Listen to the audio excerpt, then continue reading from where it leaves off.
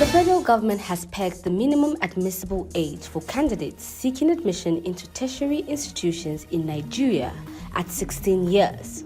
Hi, welcome to What's Happening. These are our top 10 stories countdown today. At number 10, Samsung Electronics said Tuesday it expected its second quarter operating profit to fall by more than half, blaming US export controls on advanced AI chips to China.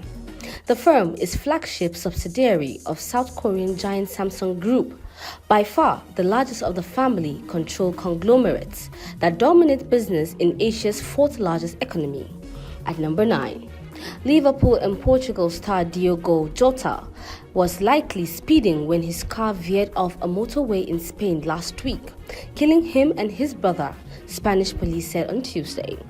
The shock death of Jota, 28, and Andre Silva, 25, on July 3rd plunged the football world into mourning less than 2 weeks after the striker had gotten married.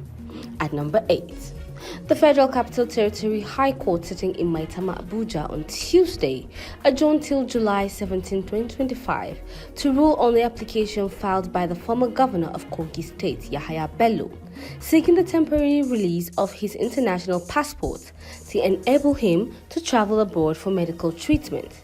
Justice Marianne Aneni fixed the date after taking arguments from both parties in the matter. At number 7, the Nigerian Meteorological Agency has issued a flood alert for the month of July, warning that states including Sokoto, Lagos, Edo, Benue, and 16 others are at risk of experiencing flash floods. This came as the African Environmental Health Organization climate change adaptation researchers and members of the Nigerian Institution of Town Planners, among others, lambasted state governments following the recent devastating flood that ravaged several states, calling for an intense scrutiny over the management of ecological funds allocated to affected regions. And at number 6, the Anambra State Police Command has arrested a 25-year-old cultist identified as Chukwujeku Okoye, also known as Bus Stop, in connection with the murder of 2 persons in Oko community, Orumba North local government area of the state.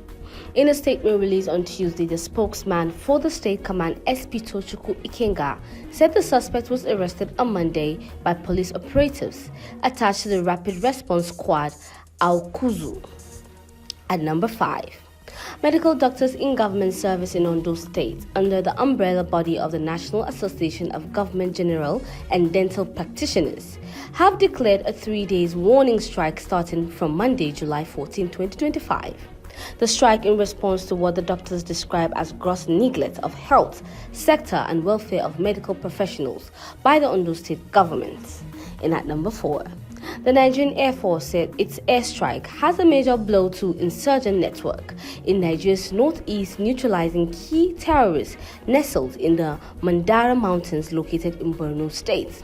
NAF spokesman Air Commodore Ehime Ojodame said the Air Force launched precision airstrikes on July 6, 2025 against key terrorist strongholds. According to him, the high-profile targets were Jahode and Lugberi, have long served as fortified enclaves for the Jama'atu Alis Sunnah Lidawa Awati wal Jihad faction of Boko Haram.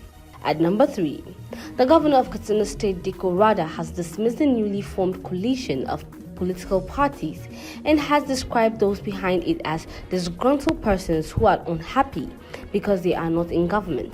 The coalition, which was newly unveiled, had adopted the African Democratic Congress after months of talks. It appointed a former Senate President David Mark as interim national chairman, a former Minister of Interior Rauf Arigbesola as secretary, and ex-sports minister Bolaji Abdullahi as spokesman.